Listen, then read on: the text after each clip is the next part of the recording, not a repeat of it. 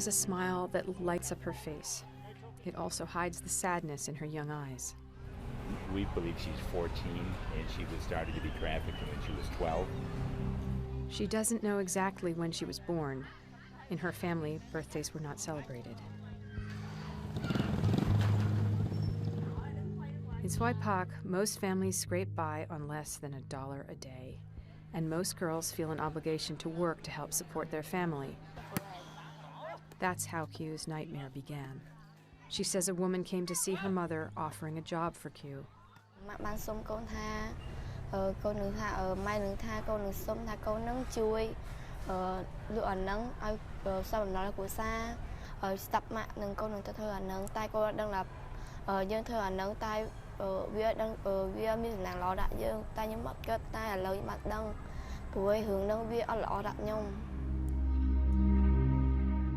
The job was to sell her virginity, a big business in Swipak. Swipak is known for virgin sales and prepubescent sex. So a virgin sale can be anywhere from $5,000 to $8,000. I mean, we're not talking $20. How much money did the lady say that your mom could get if you went there?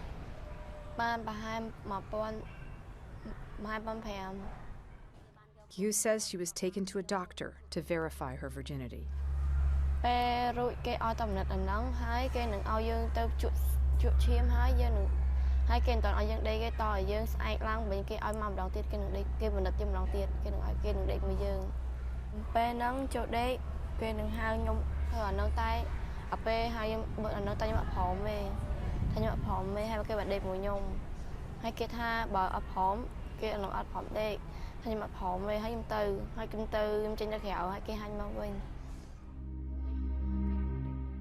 She says the man kept her in his hotel room for 2 days.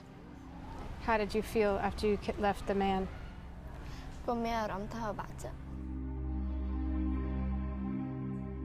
Broken, she returned home to Swipak, only to find out her mother had sold her again.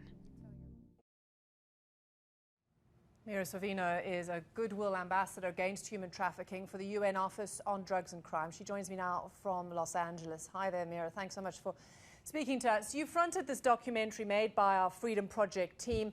And as with all of CNN's content, particularly when the issue is so important, we always have to ask, don't we, what more can be done and what has changed?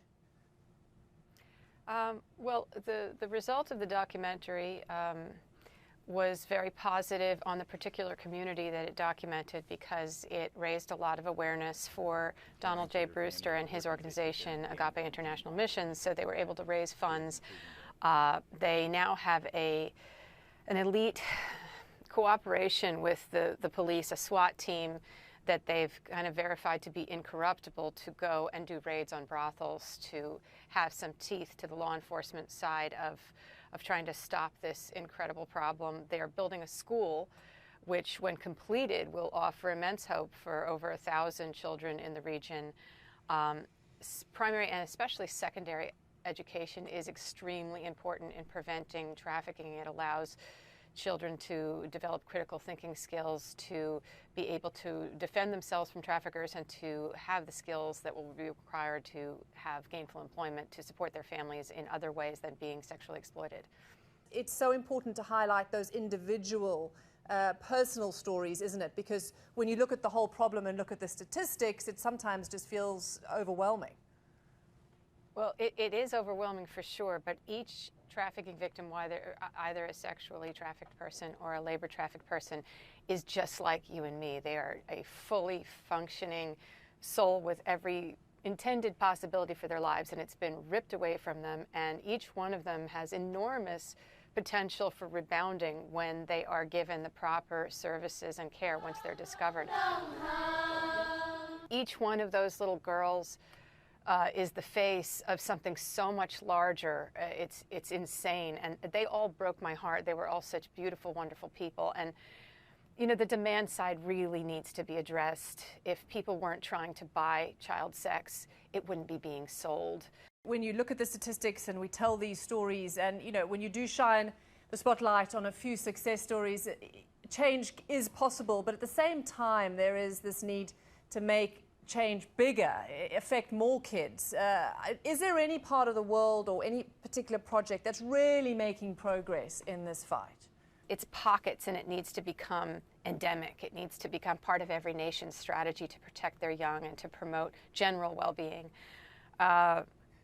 You know, it's, even in the United States, we have a strong domestic minor sex trafficking issue.